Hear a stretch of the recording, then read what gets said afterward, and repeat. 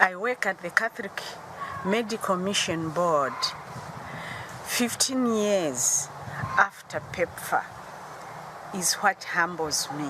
It's what makes me happy, because the effect of this gesture is visible in me as a person, as a mother, as a grandmother, and also as an auntie to everyone, as I'm fondly called Auntie Bridget.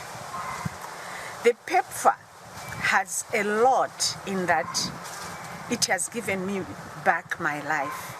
It has given me back my self-esteem and my zeal to live on through the medication that I'm getting, the ARVs, and the support that I get. I would like to thank the former president of the US, George W. Bush, and the wife, Laura Bush, for having signed up and thought of this gesture. Also, I would like to thank the American people, because it's them that have attested to this, and thus the fact that I'm still able to live and continue to support the other people. Ladies and gentlemen, please welcome the 43rd President of the United States, George W. Bush. Thank you. Please be seated.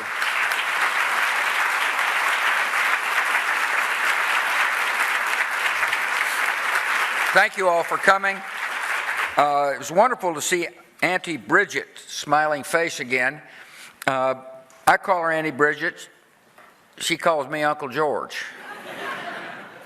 I want to thank you for coming to the Bush Center's Engage program, which is sponsored by Highland Capital Management.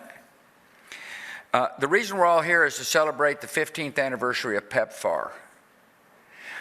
You'll hear reasons why I said celebrate. One of my concerns, and that's why I'm so appreciative of the Bush Center putting on this program, is that most Americans have no clue what PEPFAR is or the success of PEPFAR. Yet I think you'll find it is in our national interest that PEPFAR succeed, not only for national security reasons, but also we're a compassionate country. And when we show our compassion, it makes us a better country. 15 years ago, Condi Rice told me there was a pandemic destroying an entire generation of people in the continent of Africa. I had campaigned as a president who thought we ought to value all life. In other words, every life is precious. That we're all God's children. And once I was convinced there was a pandemic, we put a strategy together to do something about it. And the success has been remarkable. And tonight you'll hear people who are experts in the field. And we're very fortunate to have an unbelievable panel of people here. Tomorrow I'm going to give a speech in Washington, D.C. You know, I'm really not looking forward to going back to Washington. But it is it's a nice place to give a speech. And the reason why is to urge our country to stay fully engaged in this mission of mercy, not to abandon countries and people who are just beginning to deal with this disease in a positive way. Here at the Bush Center, we're doing our part in global health. Laura and I were struck by the fact that many women who had the HIV virus and were living got cervical cancer, and nothing was being done about it. Imagine the despondency in a village where the mother lives and then needlessly dies. And so at the Bush Center, we started an initiative, and tomorrow we'll be announcing a robust initiative to effectively eliminate cervical cancer deaths in sub-Saharan Africa within a generation. Ken Hirsch and Holly Kuzmich lead the work here, and they're doing a great job, and we thank them. Many of you in this room are also involved in this work, and we thank you for your work as well. The moderator of our panels tonight is somebody Laura and I know well, our daughter. She traveled with us when we went to Africa and was deeply touched by people whose lives were affected by the lack of health care and did something about it. She's a remarkable social entrepreneur who for the past decade has built a very successful NGO called Global Health Corps. She is going to interview people that, I want to repeat to you how fortunate we are that they have taken time from their busy schedules to come and educate us on this vital issue for our country and for world peace. We want to thank you for being here, and now I am proud to introduce our daughter, Barbara Bush.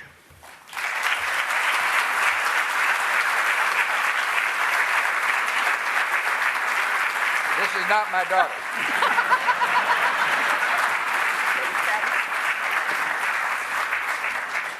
Good evening, everyone.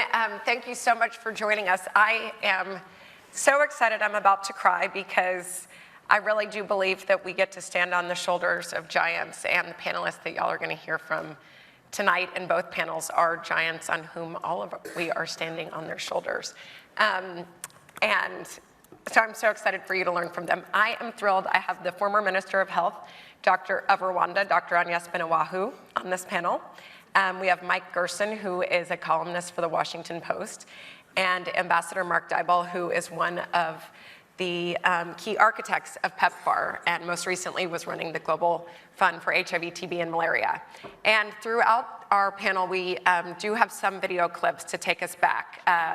We are going to think right now about 15 years ago before PEPFAR. And so, Mark, I was hoping to start with you. Can you take us back to 2002 and tell us what, take us back to the continent of Africa, what was the AIDS epidemic like then, and what was happening, what were world leaders trying to do with the Global Fund in 2002? Sure. First of all, I must be the shortest giant that ever lived. I like standing on your shoulders, though. It's not, you're not going to get very far. Before I answer your question, which I will, I do think it's worth noting that, while we're here to celebrate PEPFAR and your parents, there's really 3 generations of engagement with HIV.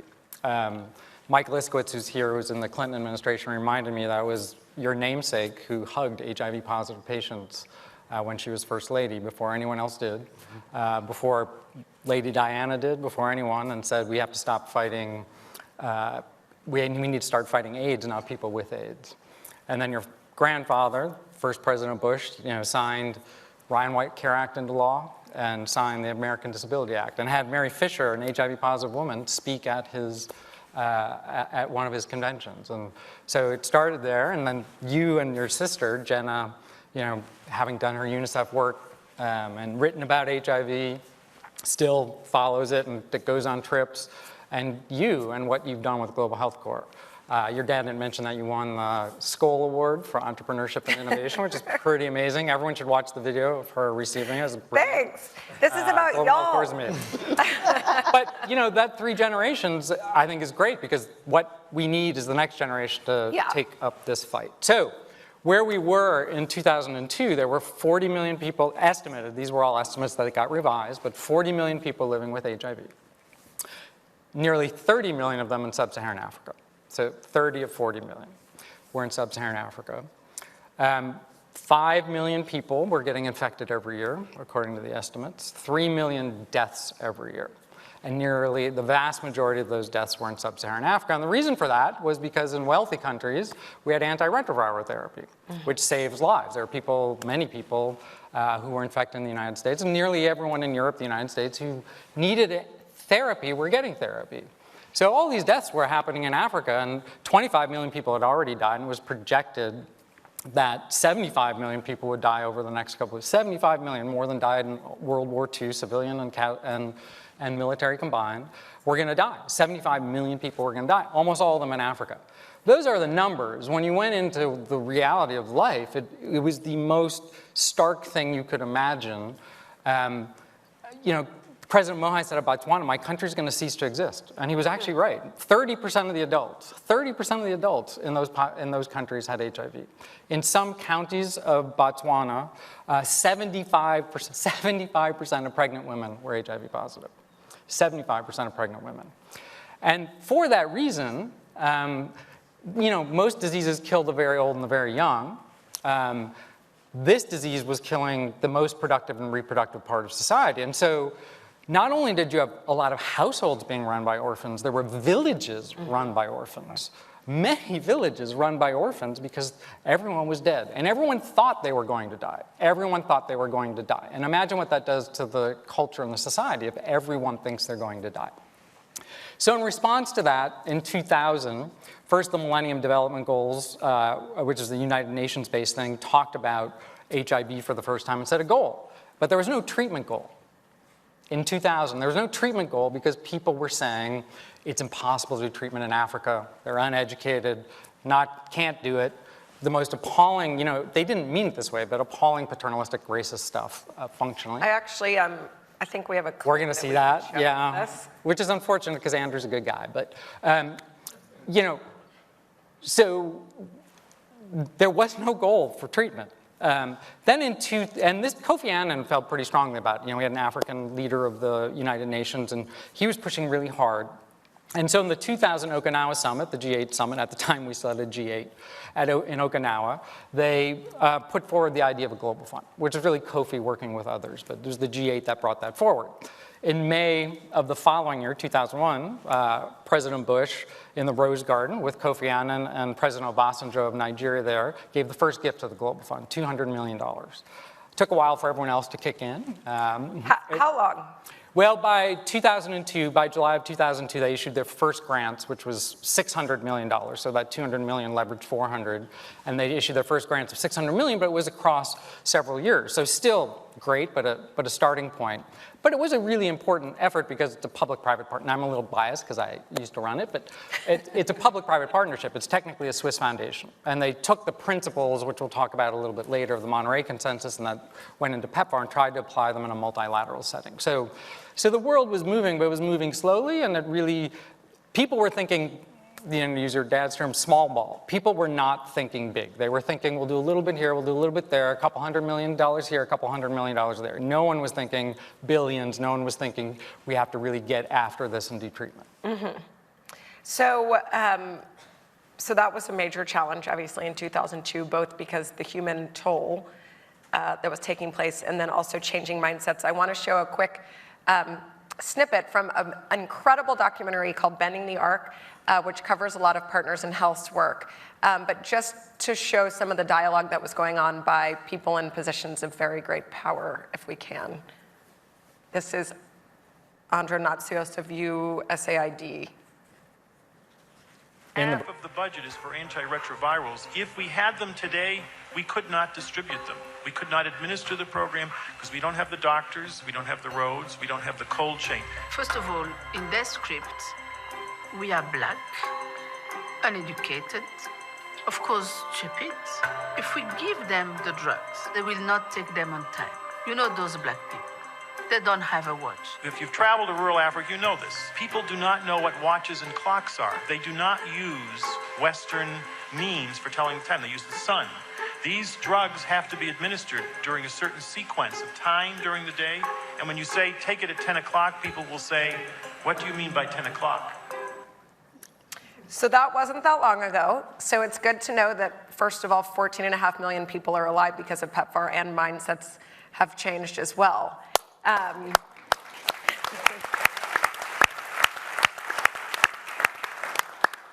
So, Mark, just to follow up further, I'm curious, when did you hear that Dad wanted to take us back pre-PEPFAR? When did you know, or when did you hear that he wanted to do something more bold than just a few $100 million as you were reflecting the status quo had been? Yes, so I became aware of it a little bit because I was working with Tony Fauci, and he was sent with Tommy Thompson on a trip to Africa, December, I think it was December of 2001. Tony keeps all the notes and has a better memory, so he'll correct me, but I think it was December.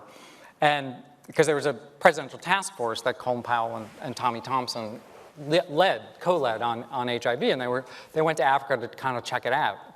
And I remember Tony coming back and saying how moving it was, how people saw babies who were HIV positive because of their mothers, and transmission from the mother to the child. And, Tommy broke down crying, and everyone did when they held the babies. And so at the time, NIH had done some work on a single drug that could reduce transmission considerably from mothers to children, very easy to give, and people thought that was relatively easy to do, and so there was a thought that this could happen. And then in May of that year, it had moved far enough in the process, which I had nothing to do with, and there was wanted to get to the president a concept for an initiative. And so Tony sent me down to work on it with the people at HHS, and a plan was put forward. And then in June, this is a month, this is the US government, in a month from beginning the planning to the president and launching it in the Rose Garden, was a month. And that does not happen, right? So you can barely get a glass of water in a month. And then around that time, we thought we were the best thing in the world. Like, this is awesome, $500 million can save all these people's lives. We're gonna go back to NIH and do our jobs. And then, Tony came back and was like, well, they said it's a great start, but the president wants us to think big. So, we were thinking $500 million was a lot of money. That's where people's heads were, but the president was thinking something much bigger. And so from that meeting, from June, we then started developing a plan, and Tony's a brilliant politician, so he just figured we knew what we wanted to do. We were doing work in Africa. We saw people delivering antiretrovirals by motor scooter, going into the community and doing it. We knew it was possible. This was in Uganda. Botswana was starting as well. So we knew it was possible to treat. We knew prevention was possible.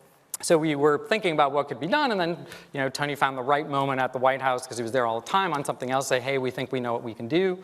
So then we put the plan together. And then in August, there was a meeting in Margaret Spelling's office, who was running the Domestic Policy Council at the time, Gary Edson, Jay Lefkowitz, Robin Cleveland, Kristen Silverberg, a team that was working. Tony and I were the only non-White House folks. And over a month, we went back and forth, including some shouting matches with Robin Cleveland. But it was more about the two messages that we were given from the president. Don't come back and ask me to write a check, bigger check. Tell me what you're going to do, how you're going to achieve the results. Don't just tell me you need more money. Tell me how you're going to do it. And then also make sure that we're going to deliver on a national scale, not something small. And so we came back with that. And in late November, there was, and with this back and forth that got to the ultimate plan, in November there was a meeting in the Oval Office that Mike knows a lot more about because he was there. But I would just highlight again, from August, the first meeting in Margaret's office, December, what became the largest international health initiative in history for a single disease moved for the US government, because the other thing we were told is keep it quiet, as the Mother and Child Initiative was, because if we made it the interagency process, literally we would still be talking about what PEPFAR should look like. That's how we would still be talking about it. The interagency process is meant for regular policy. It's not meant for big and bold. It's not meant for moving things quickly. And the interagency process would have killed it. It would have dumbed it down. There would have been all this back and forth. It never would have happened. And so by keeping it quiet, you could move it in 4 months and get it to something big and bold. Mm-hmm. So Mike, you were in this Oval Office meeting that Mark just referenced. I've been told in that meeting is when Dad shared that he wanted to announce what would be PEPFAR at the State of the Union. State of the Union, yeah. Can you tell us more about that meeting and what happened next? Well, I remember that Condi Rice, who had been through a lot of them, called it the most memorable meeting she ever had in government. And it was in a lot of ways. I'll step back one step, because I went with Mark to Africa right after the announcement, not too long afterwards. We spent a significant amount of time there together. And I saw dramatically just what he was talking about. You had, you went to shanty towns in South Africa, and you would see grandparents and grandchildren, and the entire intervening generation was just gone, like a neutron bomb that destroyed a generation. It was just extraordinary. I had a friend who did some small-scale AIDS treatment in Lusaka around the year 2000. And he had moved his family there. His daughter was in an English language school across town. It's not a big place. He had to leave like an hour and a half every morning to get his daughter to school because of the funeral processions that went on all day, every day in the city of Lusaka. So we were really facing a cresting wave of death that was really had arrived around 2000, around the time that this happened. And my first engagement was immediately after the mother-to-child transmission announcement, and it had a strange effect. It was a great program, but it indicated or revealed how pitiful what we were doing was, okay? Because the scale of the need compared to what we were doing was just not sufficient. I remember going to Josh Bolton. At that point, Josh really led that process to kind of put this together, and making that point that this isn't enough. And I know that's where the president's heart was at this time as well. We were just seeing the edge of this extraordinary need, and people coming back with reports that were just amazing. But we went into this, the process, and the president, as Mark was describing, had a few priorities that he brought to this. One of them was outputs, not inputs. We got a lot of pressure from outside groups, from advocacy groups, to spend a certain percentage of the budget on this or to do certain inputs. And that was really not the president's interest. It was really, he wanted measurable outputs, which translated into numerical goals, which was just completely unknown in foreign assistance. It was a revolution in the way that foreign assistance was done. Then really this kind of partnership, not paternalism. The goal was really to work with countries on single country plans that would implement this ambitious approach rather than doing things piecemeal. And I think that was, ended up being very effective in certain places. And then the president's kind of management approach, which he described as the alignment of resources, responsibility, and accountability. When you have those things aligned, you get outcomes, you get results. And so these, I think, were a lot of the priorities he brought. The way that he would often interject in meetings was to test weak points in arguments. I witnessed that and sometimes was a victim of it. But if you went into a meeting knowing, well, I have a weak point that I really didn't, prepare for, that's where the president would go. And he was asking how things were going to be delivered and how things were going to work at the local level, getting out to rural areas, and really, I think, drilled down and tried to get answers on a lot of those things. But then I remember we reached a point in the meeting where Condi Rice spoke about her mother, who had been diagnosed with cancer when she was a teen and had lived on cancer treatment until she was an adult. And she said in this meeting, you bet those years meant something to me, and they would mean something to every child whose parents lived to take care of them. It was really a truly dramatic moment. And I remember thinking in the aftermath of that meeting,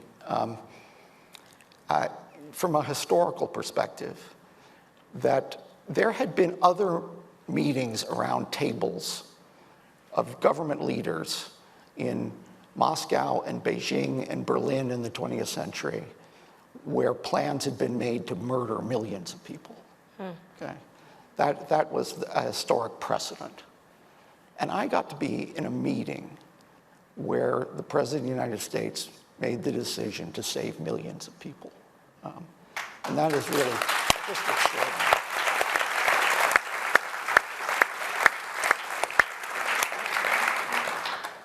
Thank you for sharing that. That's so beautiful, and thinking of it in that way is so beautiful. I'd love now to show a clip from the State of the Union. I understand that it was basically a secret outside of those in the meeting until it was announced at the State of the Union so that it would be pushed forward.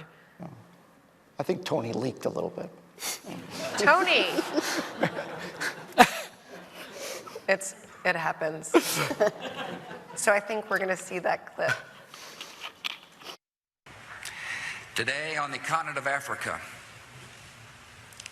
nearly 30 million people have the AIDS virus, including 3 million children under the age 15. There are whole countries in Africa where more than 1/3 of the adult population carries the infection. More than 4 million require immediate drug treatment.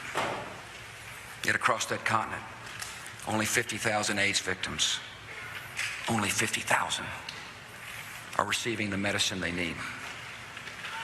Because the AIDS diagnosis is considered a death sentence, many do not seek treatment.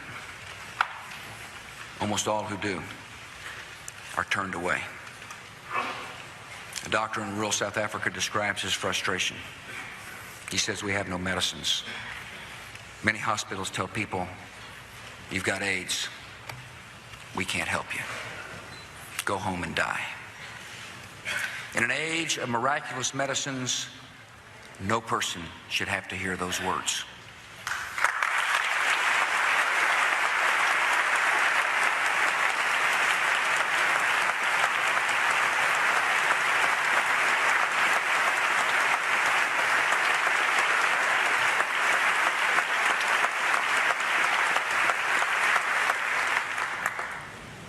AIDS can be prevented. Antiretroviral drugs can extend life for many years. And the cost of those drugs has dropped from $12,000 a year to under $300 a year, which places a tremendous possibility within our grasp. Ladies and gentlemen, seldom has history offered a greater opportunity to do so much for so many.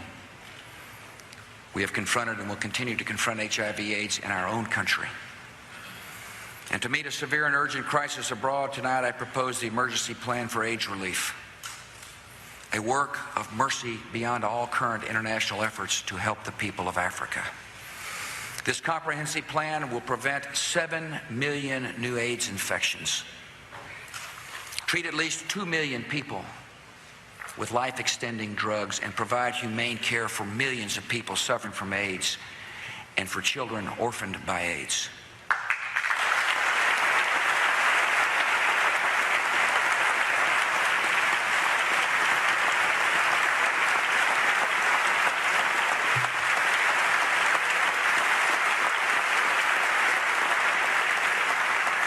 I ask the Congress to commit $15 billion over the next 5 years, including nearly $10 billion in new money, to turn the tide against AIDS in the most afflicted nations of Africa and the Caribbean.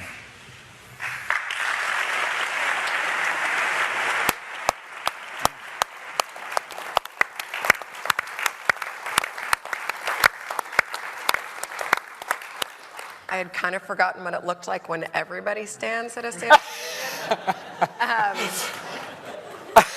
Not kidding, but not kidding. So, Dr. Anyas, at the time you are a pediatrician, and at the time you were working in Rwanda as a pediatrician, what was the status quo for you at the time, and then what did the announcement of PEPFAR mean for you as a doctor?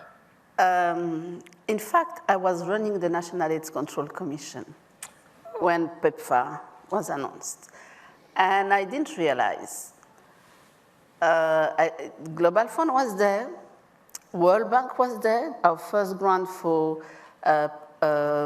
helping people infected by the disease was through the project MAP. 3,500 Rwandans out of more than 1,000 who needed medicine today, not to die tomorrow. And Global Fund came and gave a little bit of hope, not a big one, because we had a first project, but it was already something. After that, PEPFAR came, and I remember we went on the web and looked, what is PEPFAR? I said, okay.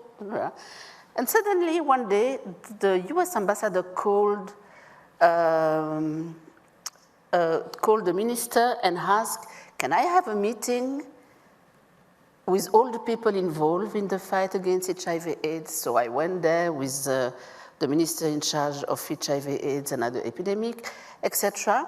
And she put a great project on the table, $53 million. So I look to the minister look at me, everybody look at everybody, and we say, oh, what is that?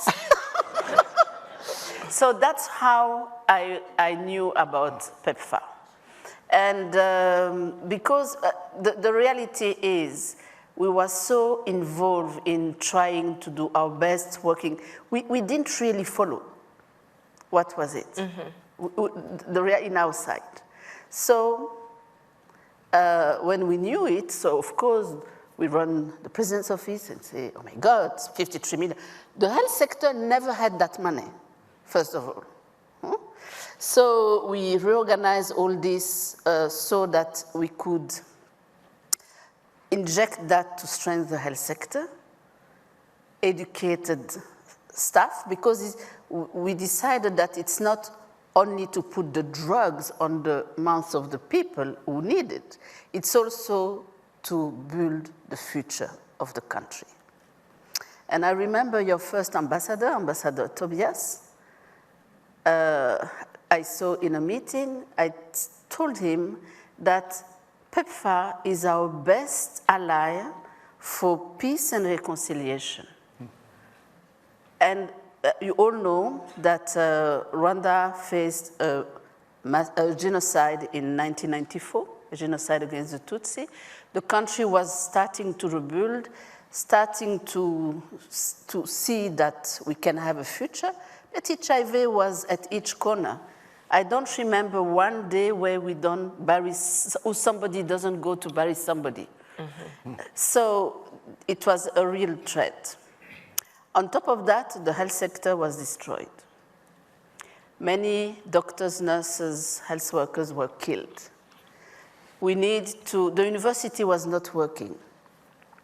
So we say, how can we use this to build a health sector that allow us now, today, to take over, even if we have other problems. So we did that, and I have to say, en français on dit chapeau, Monsieur le Président. Really, you are really the one who have saved the most life on earth. And this has to be said. Millions. There are very few heads of state who can say that. They can count the people they kill, but nobody can stand and say, I save millions of people. So this is first. Second, what we have built with this.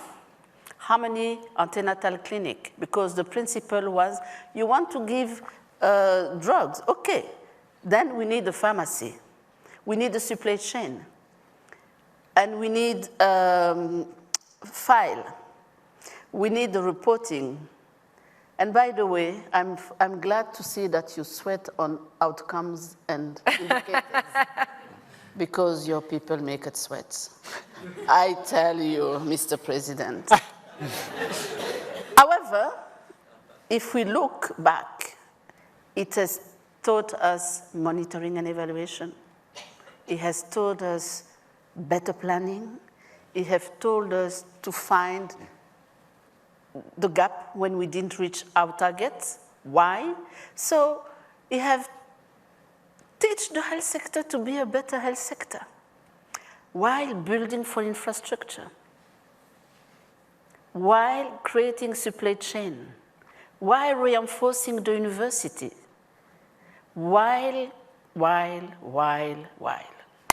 So, great things. I love that. There's a quote from your president, President Kagame.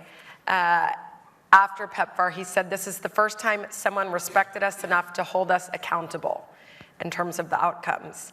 And Dr. Agnès, when you were Minister of Health, Mike mentioned going from paternalism to partnership. And I know you thought really bold with what you were doing with USAID and PEPFAR funding so that Rwanda wouldn't need it anymore. Can you tell us a little bit about that? So we had built infrastructure. a health center for in each sector, etc., etc. We have strength to educate community health workers.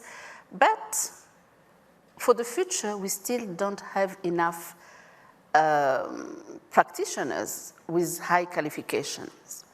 Meaning, we had a cohort of survivors that started to have cancer, but we were so focused on saving life due to infectious disease that we didn't thought much about non-communicable disease. Mm-hmm. Right. We had no oncologist, anatomopathologist.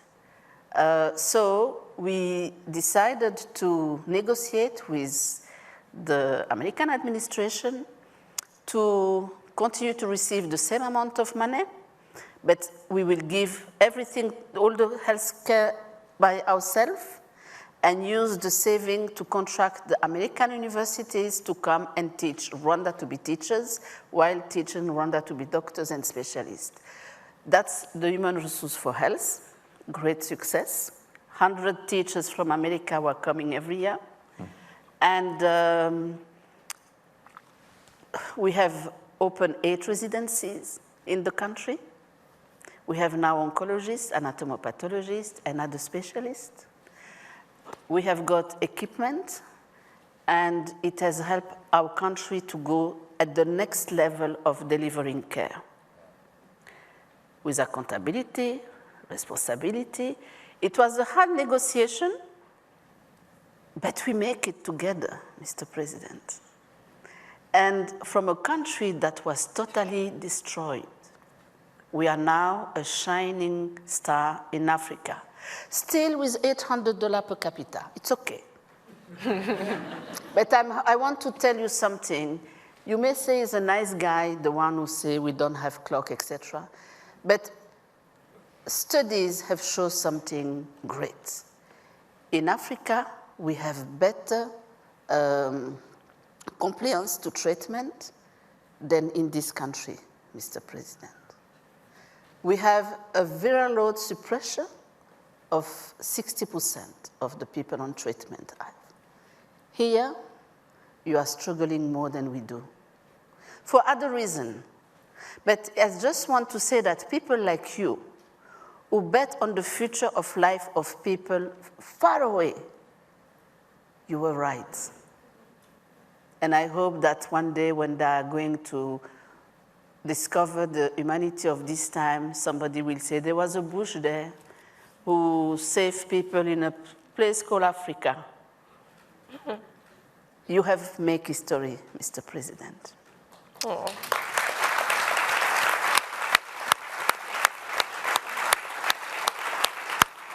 And also, you show the way of what it is to be a good man.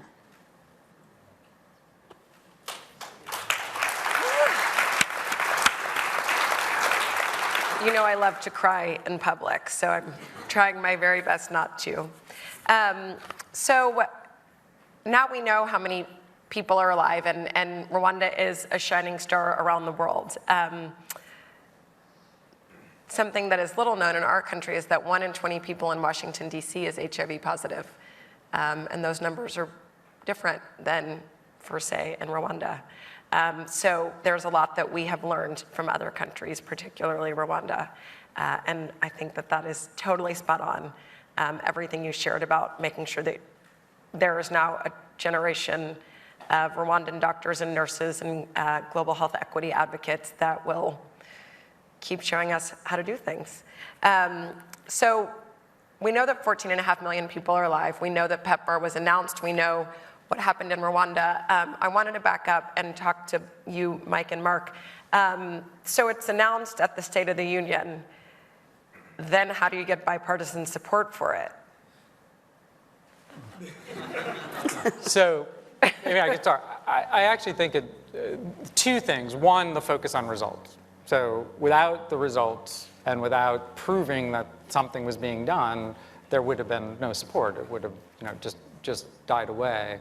And the other is something, that I always admired so much in your parents and in you is, the notion that most people actually want to do something for others. Most people want to do something bigger than themselves. And so if you have the combination of results plus giving people the opportunity to do something really big, most people will jump at that. And so, and I think that's true in Congress. Within the government, I actually think within the US government it was more complicated than Congress. I mean, it was internecine warfare between the different agencies. But your father wouldn't tolerate that, and that would have killed the vast majority of initiatives. And that's what would have killed it, as we talked about before it even got started, had that been allowed. And he just, by everyone knowing it was his initiative, the president's initiative. There were a lot of presidential initiatives that we counted. There were like 60 of them, actually, at the time PEPFAR was announced. You probably didn't know 58 of them. Or maybe 60. But everyone knew this was his. Cabinet members knew it was his. Everyone in the government knew it was his. And he did brilliant things. And, with Josh was like our protector, as Mike said. He always, presidents can't focus on everything. Josh always, for 8 years, made sure PEPFAR was protected in all his different jobs. But brilliant things were done, like bringing the cabinet secretaries into the Oval Office and putting the first coordinator in the chair of honor with the most senior people in the government sitting on the couches, and the president saying, this is my guy, and you will do what he says, or I'm going to hear about it. That, I have to say, the fighting stopped pretty quickly after that. It always came back. But always on World AIDS Day, the trips to Africa, Mrs. Bush, when the president can't go to Africa every year, but Mrs. Bush always went, you and Jenna would go, and those signals told everyone they had to participate. But really, it was the opportunity to engage in something bigger than themselves that moved people. In the Congress, it was bipartisan really from the beginning, and I think because of the president. He kept telling us, whenever we tried to do events to honor his legacy, he would say, don't make it about me, it's not going to last. And you said it back in the room. You'd always say it's about the American people. It isn't about me, it's about the American people.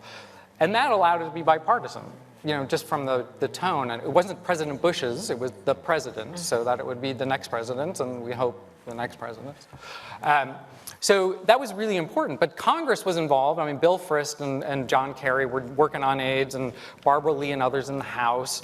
And I have to say, the committees, the appropriations committees, and Senator Graham is here, and thank God he's where he is. I mean, he really does the heavy lifting to get the bills, but those committees have been bipartisan for a long time on both the House and the Senate, and the staff is bipartisan. So it was there, but they didn't like it at the beginning. They were like, what are you talking about? The Millennium Challenge Corporation was just launched. You just gave $200 million to the Global Fund. No way we're doing this. But it was because of the results and because of the leadership, and you combine results and leadership and you can do just about anything.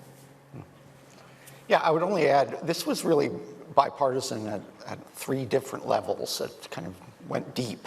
The first one was just congressional, where you had a cause that could unite Nancy Pelosi and Henry Hyde, who were the sponsors of the bill. Henry Hyde was one of the great pro-life leaders, conservative Catholic leaders in the Congress. And our partners in the Senate were people like Joe Biden and John Kerry. Can I ask a question? So did Henry Hyde see this as important because it was pro-keeping people alive? Yeah, I think he viewed it as a pro-life issue, which he should have. And I think there were a lot of people in that category. And then it was bipartisan in advocacy, too.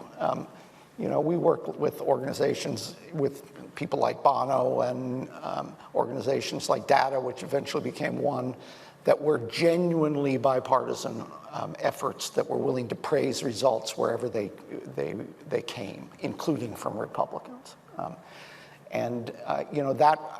We had a lot of religious leaders, Christian leaders, who rose to the moment and intervened with members of Congress in a way that I think was persuasive to Republicans.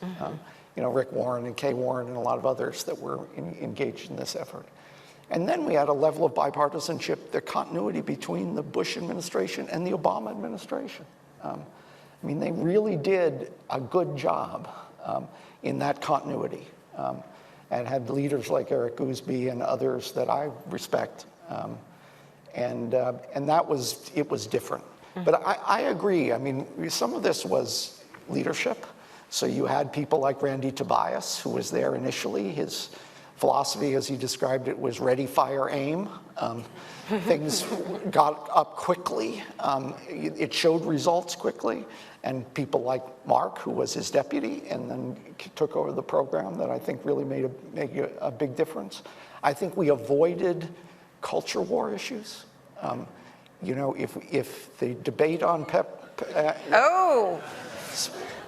I would just say, if the debate on PEPFAR had been a debate on abortion, it would have been a much more difficult thing to pass. And we avoided that, even though there were some arguments about other issues that I guess Mark will deal with. I think Mark might have been in those meetings. Right. But I would add one more thing, that it really helped that a Republican did this. There is really a kind of Nixon to China sort of approach or Bill Clinton on welfare reform, for example.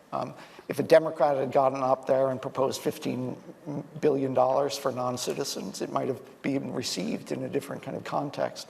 And I think the moral leadership of a Republican on these issues has helped ensure that we had a bipartisan coalition moving forward, and it's still true today. Yes, I think it's been extremely exciting to know that PEPFAR continues. One other argument that I know that was important is something that Dr. Agnes brought up in terms of investing in peace and investing in stability of countries when millions of people might possibly die. And also in economy, by giving economic independence to women. So it's all a mindset revolution across the world. Here and at home. Absolutely. Well, I think we could talk for hours. I could at least. But I wanted to end with one reflection from each of y'all. Mike, you have written that PEPFAR took people from being hopeless to hopeful. And before we start our next panel that we'll talk about now and the future, hopefully ending the epidemic, I'm curious if each of you look back on the past 15 years of your life or further before PEPFAR, what is a reflection that each of you will always carry forward with you? Well, I would just say very briefly, in some of those early trips, Mark and I saw, first of all, hospices get emptied. Then hospitals get emptied, which was just extraordinary. Just to see that progress was amazing. We visited, I remember, a orphanage. Was it Sisters of Mercy in Addis in Ethiopia, where they had over 100 children, neat little beds. Before the arrival of the AIDS drugs, every single child died. Many of them had opportunistic infections, had gone blind as infants. When the AIDS drugs started to arrive, none of the children were going to die. And they were planning on jobs for the 16 and 17-year-olds eventually that would have, come out of this orphanage. And that was an overnight change. That is the closest I've ever come to seeing the miracles of the New Testament. When you literally, there were children at that orphanage who had had their sight restored because of the arrival of the AIDS drugs and had their lives saved. And we saw this in so many places, but it was a life-changing kind of experience. For me, I think that PEPFAR is the symbol of all life matter and the principle of human rights, that you should not die because the place you are born. So giving that chance to a continent, it's amazing. You should run again for president. Don't. What about you, Mark? So I would say there are two reasons that we should all be incredibly hopeful. One is if you look back to when your father launched this, virtually everyone in public health said it was impossible. Now it's been achieved. Looking back, everyone said it was impossible. So as we face the challenges that we have before us, and there are many, political, but also just programmatic. I mean, we are at, in my view, the highest risk of losing control of the epidemic we have ever been in. because of just population growth. It's just math. Young people are doubling in size, and we have not done a very good job at reducing infections in young people. And so it's just math. You know, we keep where we are, we'll double the number of new infected people. So we're at a high risk of losing control of the epidemic. So we can be depressed about that and say, oh, we can't do it, stare at our navels, as your dad would say. Or we can say, we can do it. It's possible. We've achieved the impossible. We can achieve the impossible again. And things like pink ribbon, red ribbon, which we haven't had a chance to talk about, that builds on that infrastructure and says, hey, now we can take care of cervical cancer. Brilliant. You know, it builds on that, and that, you know, without your parents, no one would be talking about cervical cancer. Pink ribbon, red ribbon was theirs and this institute's, and without it, now everyone in the world is talking about how to do it. But the second reason to be hopeful is while young people are where our greatest fear is for the future of HIV because of the growth of the young people, it's also where our greatest hope is. Mm-hmm. And people like you and Global Health Corps and your extraordinary fellows, you know, there's a great ancient saying, there's hope in death, which is a very morbid way of saying, you know, we need to let older people die off so young people with their ideas can come forward and change the world. And you will figure out how to solve all these problems. And, you know, if you're with your fellows, you have got to be optimistic about the future. And, you know, when the world is changing so rapidly in so many different ways, more than it ever has, and, you know, in everything, socioeconomic powers, movement of people and ideas, movement of ideas really scares people. You can look two ways, you can do two things, and we've done this in history. We've done it badly in history. You can look backward and inward, and with fear and its constant companion hate, or you can look outward and forward with hope and love. And if you do that, you can solve anything. And your generation has that. You are cultivating them. Others are cultivating them. So we should be incredibly hopeful because you all will figure it out. Great.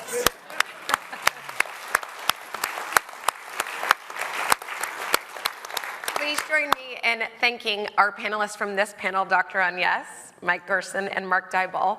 And while we're preparing for the next panel, we are going to show a clip from Bending the Arc that is some before and afters that you'll see of why this work is so powerful and necessary. But please join me in thanking this crew. Have fun on the second panel.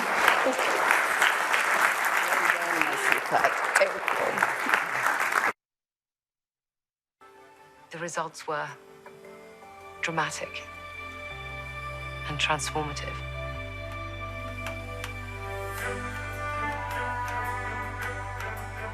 Adeline gained 26 pounds in 1 month. And I'd never seen that.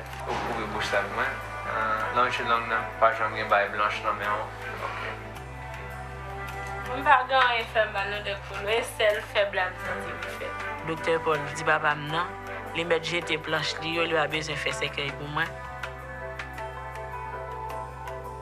C'est grâce à eux même qui fait là avec bon Dieu.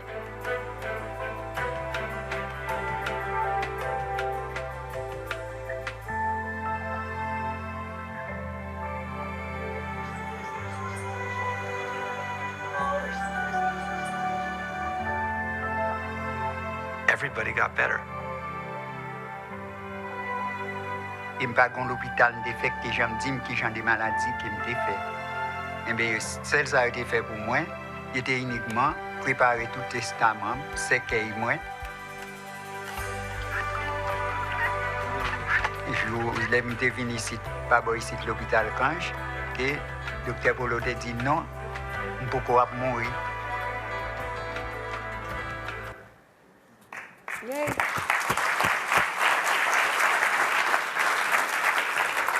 So please join me in welcoming our next panel.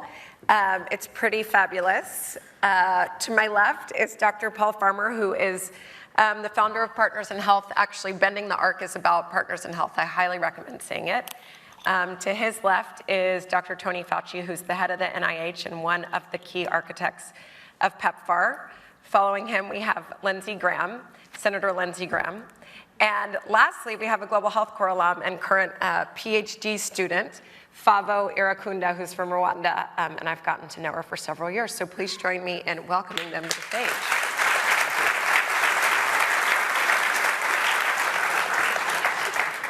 So the last panel, we talked about the last 15 years.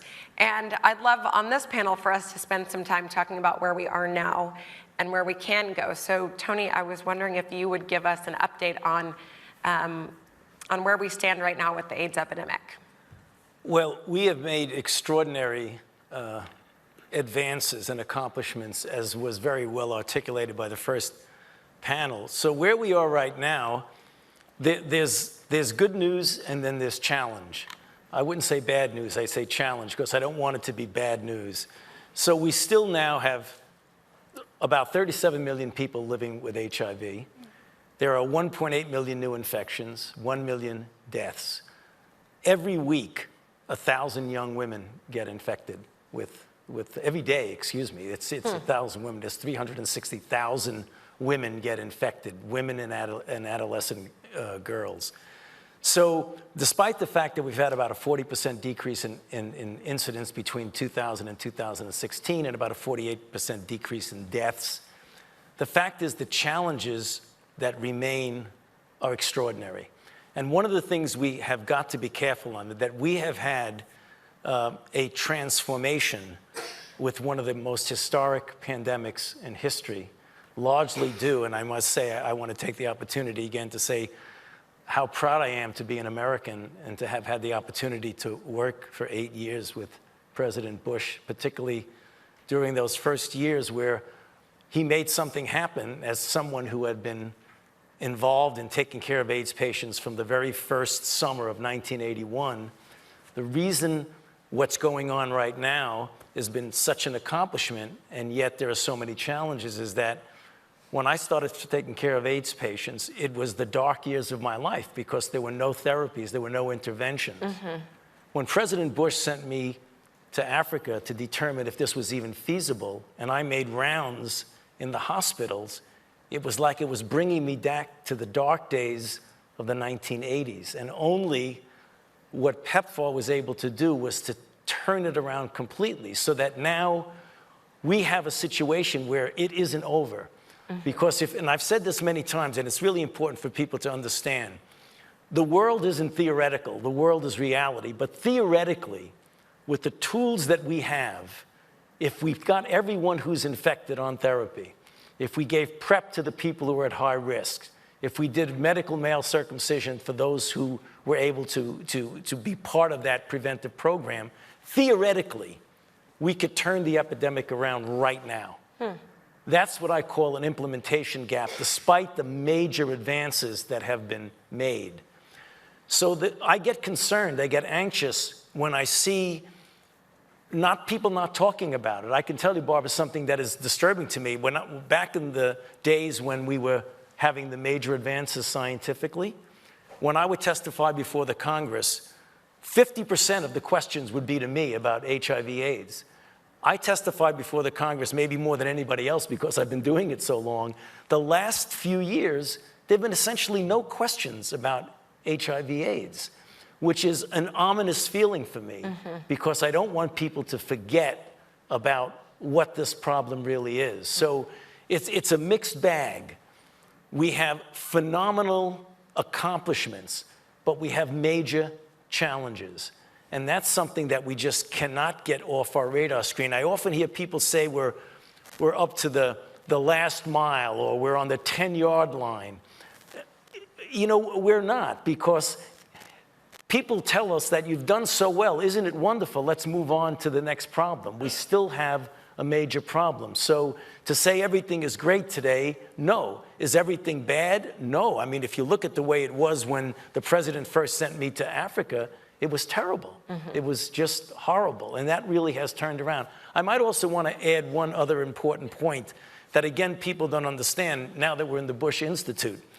But it was President George H.W. Bush, when I first met with him, who actually jacked up the funding for HIV/AIDS that led to the scientific advances that led to the drugs that we were able to use so that PEPFAR could actually be a reality. So when I often think about this, I think not only your grandfather, but your father. We shouldn't forget that and tell him I said so. we'll tell him. I didn't know that, actually. Yes. That was a fun thing for me to learn. Senator Graham, you have been a big proponent of PEPFAR. And before we talk about PEPFAR funding, which I know you have been encouraging, I'm curious why this matters to you. Why does it matter to you that PEPFAR be funded? Why does it matter to you that people have access to what they need to live a dignified life? The biggest mistake of my life was to go to Africa. Because once you go, you're hooked. So it's the best thing I ever did. So when you see it, then you say, okay, can you put a chart up? I got a chart. I'm from Yes, Congress. you have a I got slide. A chart. Not that one, but that's okay. Okay, see all these bubbles? They're people. They're like millions of people have been affected over the last 15 years. And you can, y'all are all college people, you can read the bubbles better than I can. Let's go to the last chart. Maybe we don't have it. The chart I wanted to show you was that we spent $84 billion over the last 15 years dealing with this problem. What percentage of federal spending does that represent? 1.7% of 1%. I would argue it's the best investment in the history of the federal government. Now, I'm going to have to argue that because the current administration reduced the State Department allocation by 31%. Now, how could that happen? The cheap joke would be Trump. No, I mean, he's president of the United States. He's a handful, but he's a decent man. I don't think he's a mean man. I think he's bought into something as timeless as mankind. The biggest threat to world stability is not AIDS. It's not malaria. It's American isolationism. That's the biggest threat. So why is this program so important? The numbers, I'd like to go to heaven and I'm going to need everything I can to get in, so I'm going to tell God, hey, I was an appropriator, look what I did. And he's going to say, well, look at all this other crap. And I said, okay. So I'm using your money to get in heaven and I hope you can go with me. So that's one of the reasons. But you see it and you understand this is a great return on a small amount of money. And if you understand this war we're fighting, it's an ideological struggle, and when you have vacuums of instability, the terrorists go there, and Rwanda is, if you can straighten Rwanda out after what they went through, anything's possible. So it's just a good investment. It'd be insane political malpractice to stop this program now when it's actually working, but we've got a long way to go. But PEPFAR is an example of what I can use to tell the American people why this 1% of foreign assistance really matters. I can show you what you get for your money. And most people are good, as President Bush says. Most people, really, all things being equal, would like to do good by other people. And there are a few people out there that don't. But President Trump tapped into something. What about me? What about my family? What about my health care? And that's the oldest dilemma in politics. After 9/11, for God's sakes, it was easy to tell people what happens over there matters to you here. We've forgotten that. So what I'm trying to do is get into President Trump's orbit. From a businessman, these are distressed properties, all these African countries. With a little bit of help, you can turn things around. It's the right thing to do. National security-wise, we have a whole generation of people who like us. We need friends. Every other road in Africa is George W. Bush something. And this stuff works. So here's my challenge. We slapped the budget down. It was dead on arrival. We kept it 2017 funding, but that's not enough. I want to break out. For me to break out, I got to convince this president that his legacy should be not only destroying ISIS, but changing the culture that led to ISIS. That his legacy could be beating the Chinese, and he likes beating people, in Africa. His legacy is doing really good things, building upon what other good people have done. If I can ever get his attention, It's through Ivanka, Melania, I don't know what it's through. He's going to buy this. So here's my challenge, to convince Donald Trump this is a good idea. All right. And what...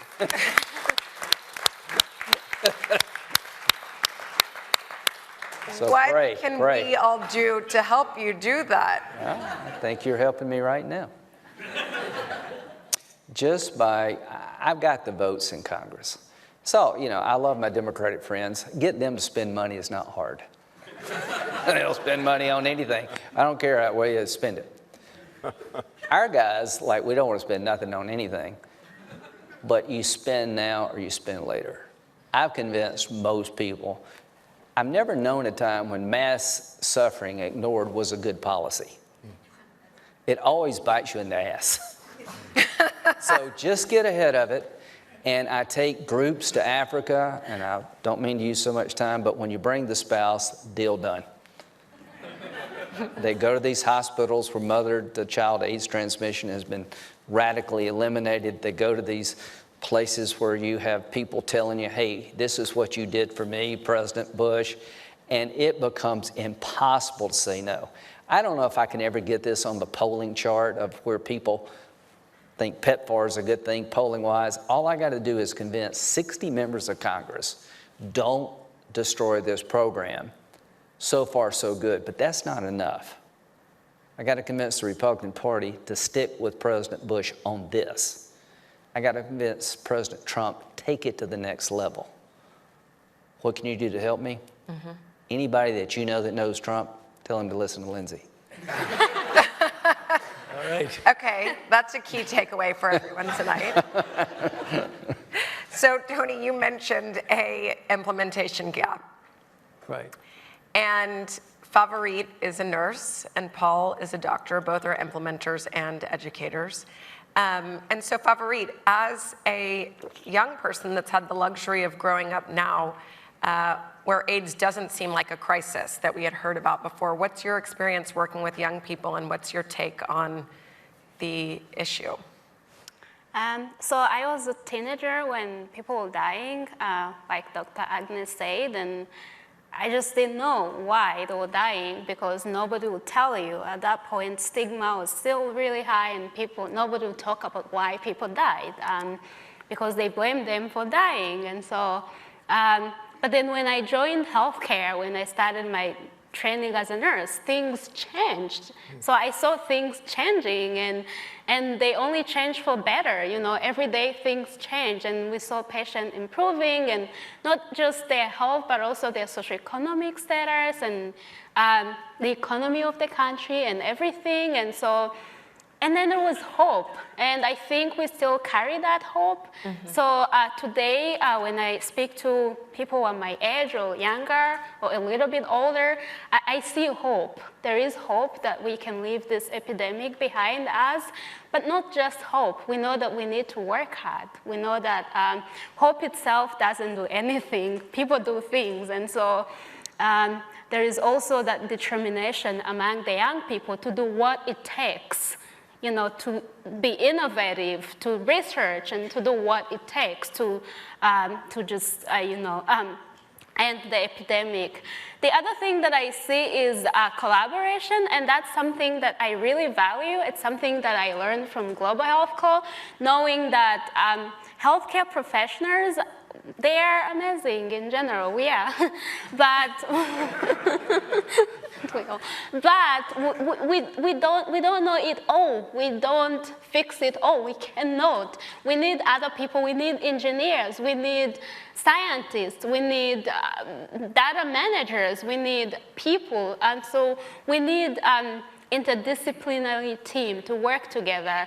So I've seen collaboration between people from different disciplines, especially at Global Health Co., and I've seen that making a lot of impact, as opposed to just having a team of healthcare professionals. Again, as amazing as they are, they can't fix everything. Mm-hmm. And then the other thing that I see often is collaboration between researchers and between healthcare professionals and communities. And that's something that probably started growing long ago before I joined the profession, but I see collaboration between different communities and different stakeholders, and that seem to be producing a lot of impact. So seeing young people collaborating with communities.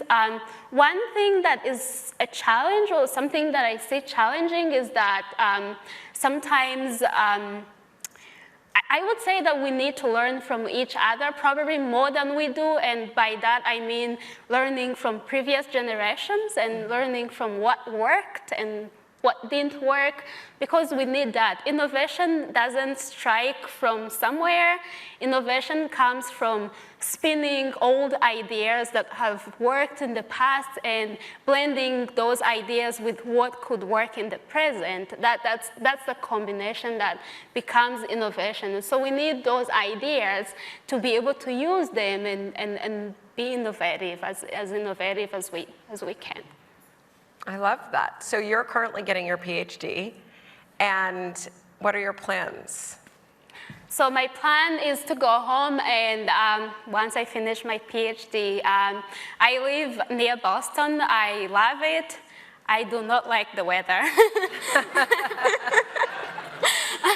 Or the politics, yeah. Or the politics. Leave her out of it. I try to stay away. But I really want to go home and continue teaching nursing students, which is something I started doing even before coming here. But I also really want to work with communities. I really value the knowledge and the commitment, and just seeing how people are determined to make things work. Even when they don't have enough resources, they really want to make things work. And so I really want to work with communities. I do work with pregnant women. I care about what they eat when they're pregnant, especially when they're HIV positive. They need to eat well. So just working with them and teaching them how to make healthy food choices. That's what I want to do with communities, and do that and teach as well. Mm-hmm. I love that. Well, that makes me very hopeful for the challenge that was stated a second ago. Tony, since you have perhaps the future Minister of Health in Rwanda's ear, what do you think she should be teaching her nursing students? Well, I think that she has done such a phenomenal job of creating the spirit of service in her country that I think that you just need to go back, and that's what we really need to do, to have the people in the country, as you are doing and as Agnes has done so well, to essentially take charge of their own fate. It's obviously with the great help from the PEPFAR program, but ultimately the countries will assume the responsibility, and that would mean a real success for PEPFAR, if that actually is a result of PEPFAR, to be able to have the partnership that allows them to do that. Paul, on that note, so you started working in Haiti. Now Partners in Health is in many countries, but from what I understand, in Rwanda, it is a partnership with the Ministry of Health in Rwanda. So can you tell us about, Paul is an infectious disease specialist, for those of you that don't know. Can you tell us about your work in Rwanda, or broadly in health, moving to this partnership model? And if you don't get to something about systems, I'm going to ask you about it afterwards. Sure. You know, I've been lucky enough to work with Dr. Agnes since, it's been much longer than 15 years, but this collaboration wouldn't have taken the shape it has without PEPFAR. And so, if I could, I mean, you know, sitting with the architects and, you know, the sponsor of PEPFAR, which, as Mark said, is the largest, I think it's probably the largest act of mercy and solidarity in the health domain in human history. And I've said this many times, and I have yet to see it challenged. So, you know, talking partnership is central to it, as you said, and you know, in Rwanda, that's really demanded of, I'm sure with Global Health Corps, which, you know, I know with Global Health Corps since I've worked with you for all those 10 years, but that they would expect Partners in Health to be partners, and of course, that's why we named it Partners in Health. But hearing Tony's, trouble or concern, challenge, I just want to say we really should never undersell PEPFAR. I would go, and again, that may be hard for you to do, or Senator Graham, or President Bush, the architects, but I can do it as a doctor. I can tell you that in the year 2000, to pick up on Mark's statement, first of all, HIV was a leading infectious killer of young adults in the world. It was the leading killer of children in lots of places, including some of the places that Agnes and I work. But there was something else that was really wrong, and I think it's President Bush who talked about the poverty of mean aspirations. That was a sickness that crippled public health. And when I started medical school, which was in 1984, by the way, Tony looks really, really young, but he's not. He was already the director of, the youngest director in the institute, mind you, but he was already the director in 1984. When you were a medical student? When I started med school. Right when I was being born. When you were being born. But back to the poverty of mean aspirations. When I started med school in 1984, and then on until the year 2000, the defeatism of global health, which wasn't really, it was called international health then, was overwhelming. And, it was something was not cost effective, not feasible, not sustainable. It was not talk of mercy, solidarity, big plans, big aspiration. It was just incredibly impoverished. And PEPFAR is what turned that around. So, and I know Mark agrees, and I know Agnes agrees. We saw that happen, and as a physician, and Tony talked about the 80s, the 80s, these terrible years. Yes, actually, can we show a clip of you as a physician pre-PEPFAR? I'm not necessarily asking you, I'm telling you, but I'm hoping that someone knows how to show this clip. Adeline was a young woman who went to Port-au-Prince to try to find a job. Her father had mentioned to us that she was home and very sick. And one day we had gone to see Adeline. She was lying on her bed, and she looked emaciated and somewhat resigned. Her father was standing with her, and he had already been raising money for her coffin. Paul sat there for a long time. He was able to listen to her lungs and her heart.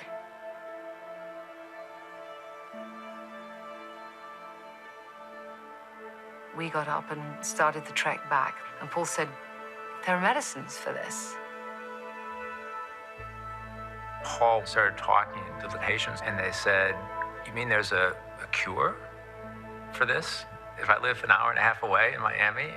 And I mean, it's like, well, how could that not be available to us? I mean, and how do you answer that question? Meds were available. They were just expensive. Adeline was weeks from dying at this point, and Paul said we have to be able to get the meds.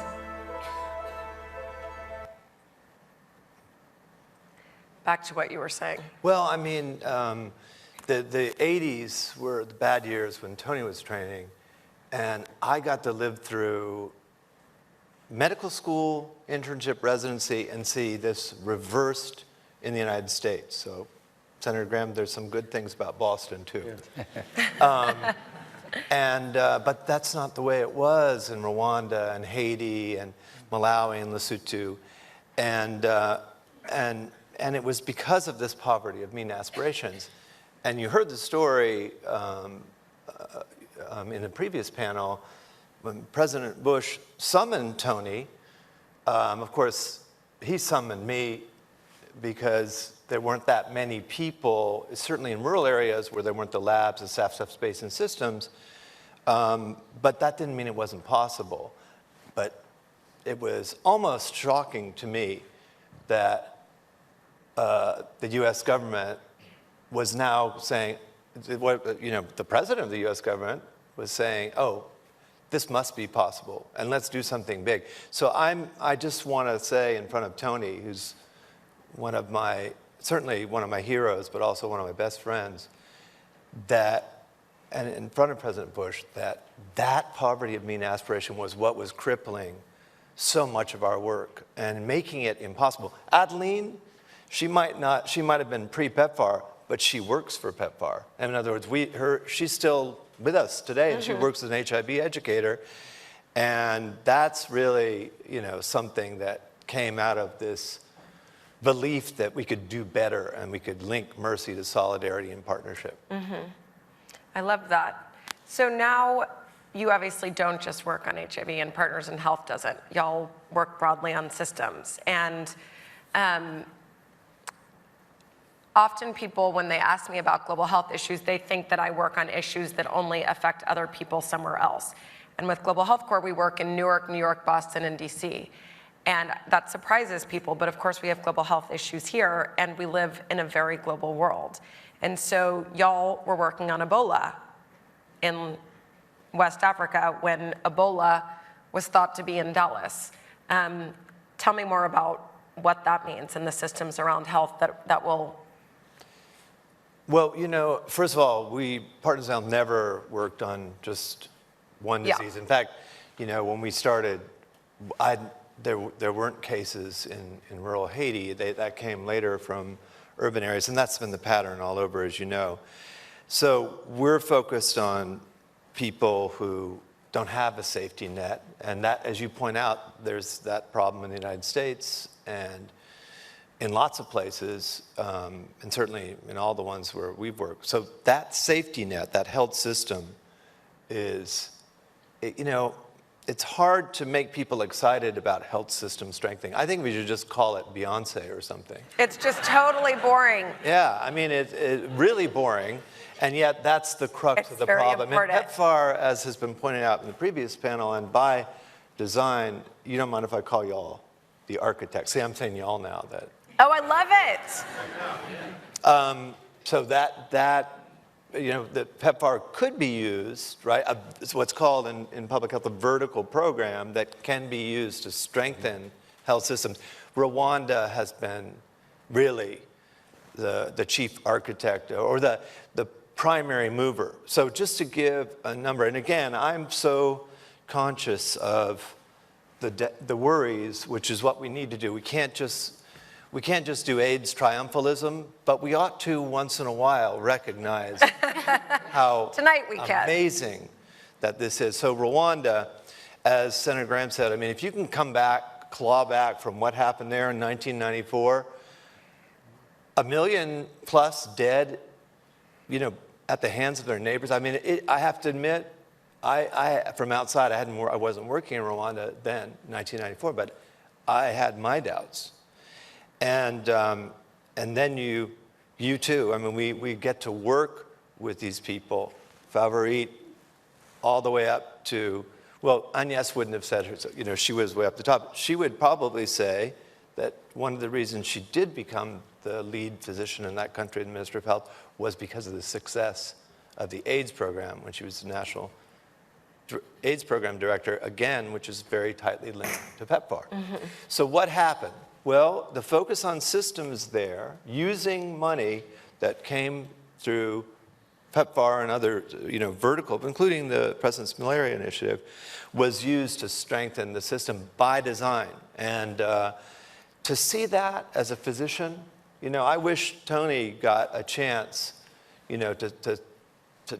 to live there. It would have been bad for the world if you had been living anywhere but Bethesda, okay?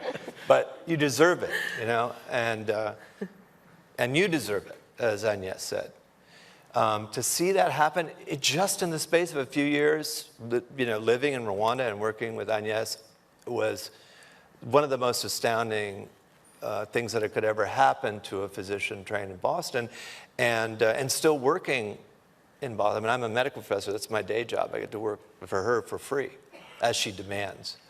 But let me just say this, which is one fact, is that these are the steepest declines in human mortality ever registered in any place in the world at any time. Rwanda. Yeah. That's amazing.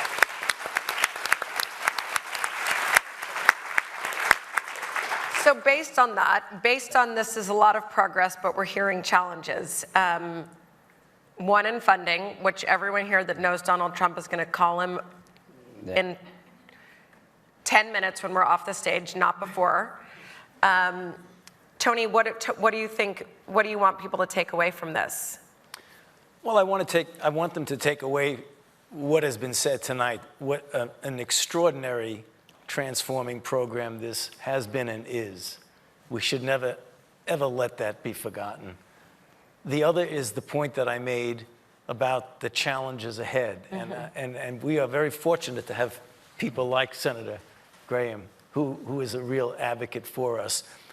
But we need to end this as a global pandemic. We're not going to eradicate HIV. I think that's unrealistic to even think that's going to happen. But we can end it as a global pandemic. It's within our grasp. It was started and sustained by the phenomenal work of our president. And we just need, as a society, to just take it over the goal line. And I think we can do it. I really do, Barbara. I believe we can. Tell me a little bit about prevention of mother-to-child transmission. Well, mother-to-child transmission is something that was obviously one of the more tragic aspects of HIV/AIDS. But the idea that now, first it was when we had the one drug, we would give it to the mother at the end of the pregnancy and then to the baby. That was the mother-to-child transmission program that Mark and I, that we presented to the president, who very interestingly said, yes, I like it, we're going to do it. And everybody was in the room just kind of arguing about things, and the president said, we're going to do it. That's enough, forget it. But the idea that we now, when you treat everyone who's infected and bring down their viral load to below detectable level, the transmission of mother to child is essentially zero. You can really get rid of it. And certain countries have done that. You can do that. So it's the marriage of the treatment as prevention, that when you treat someone, and that was one of the most basic and yet most extraordinary concepts of treatment, that if you treat someone and bring their viral load to below detectable level, you make it virtually impossible for them to transmit it to their sexual partner, or if you are a pregnant woman, to your fetus and your baby when the baby's born. That is extraordinary, and that's one of the reasons why we say that these are the things that are in our grasp, and when you see it, that's why we feel so passionate about doing it. I don't mean to interrupt, Barbara, but just since Agnes is not up here, in the 3 districts to which we were assigned, we haven't seen any cases of HIV among babies in years. That's an amazing. That's incredible. That's amazing. Really. Yeah. Yes? So do you think we'll see an AIDS-free generation in our lifetime? In my life, in Favo's lifetime? I think we can, and it's up to us. I mean, it is up to us, and that's the thing why you hear us, Mark and I and Michael and others talking, and Paul particularly, is that it's there. We can do it. There is not a scientific obstacle in the way. When we first started off in 1981, when we realized that we were dealing with this emerging plague, we didn't have any tools. It's very difficult to describe what it feels like when you're taking care of patients and you have no tools. Now that you have the tools, it's up to us. It's a compelling need for us to implement those tools. So I do believe that we can do it. Will we do it? I don't know. I hope so, but we can. That's the important thing. We can. So when you talk to this group of people, what's your argument for why the American people should still keep caring about this? Well, I think it goes back, for me, there are multiple reasons, but it goes back to the compelling reason that President Bush mentioned to me and in front of Josh Bolton, is that as a nation that has riches and has the kinds of gifts that we have with regard to our health, we have a moral obligation.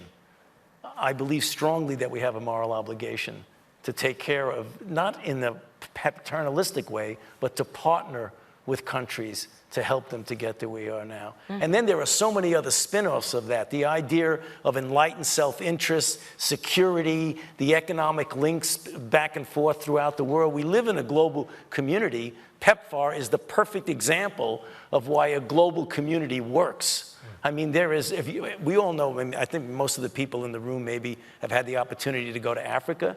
You go to Africa, they love us. Yeah. And they love us because of that man. Amen. Yeah.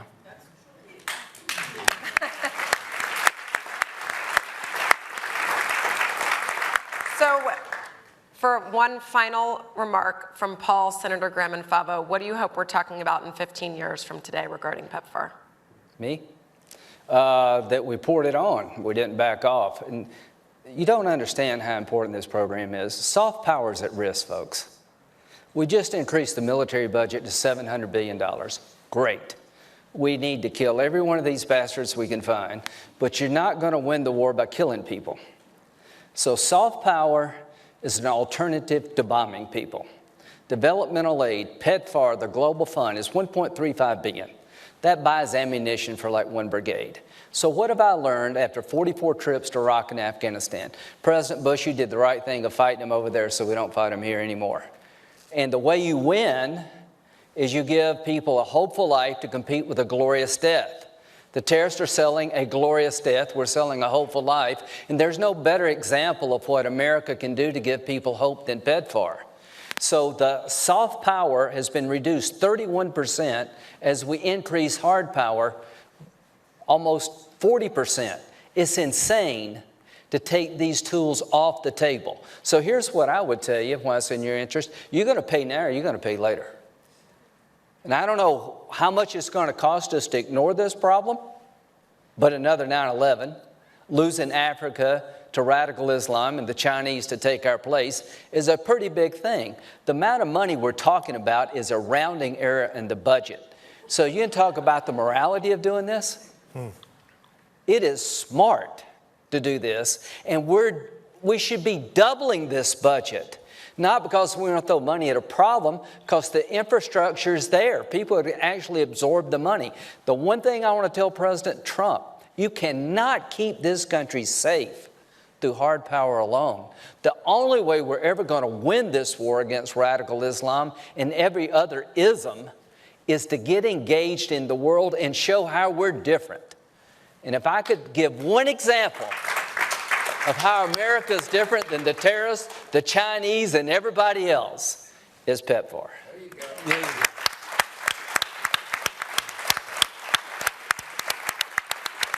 You're like a Baptist preacher, but I'm SMU. Methodist is a Baptist that can read, so it's... We're Methodist.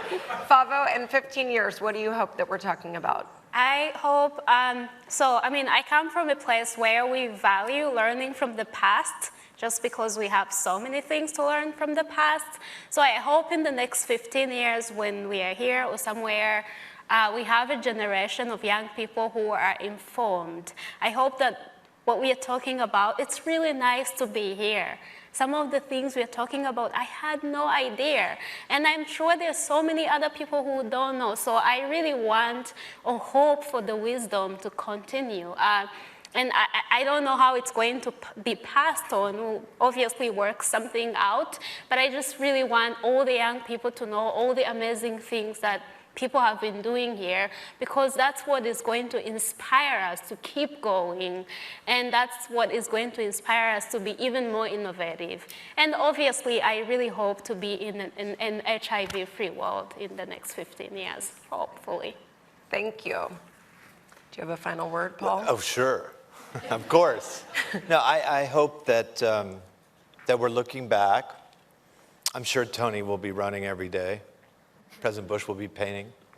But we'll be, the way that medical historians speak about, perhaps not smallpox, which was eradicated, but some of the chronic afflictions that we really just don't see anymore. So you want to learn about some of them, you go to medical history. It's not that they've been eradicated, and I'm hoping polio is next. And back to American investments, Bill and Melinda Gates, they're going to deserve a lot of credit when polio is eradicated. I'd like to see HIV be a vaccine-preventable illness, and us to be already speaking of it, not with nostalgia, because, dark times, but how we'll be teaching med students, whether in Rwanda, with you and Agnes, Harvard, Haiti, wherever. There was a time when this was a leading killer of young adults and children in our world, and you don't remember it, but that's how it was. I love that. Thank you.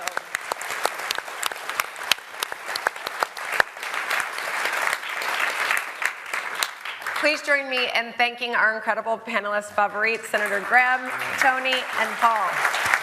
Thank you. I think we sit. Thank you. I want to thank Barbara for great leadership on the panels. Thank all of our wonderful panelists.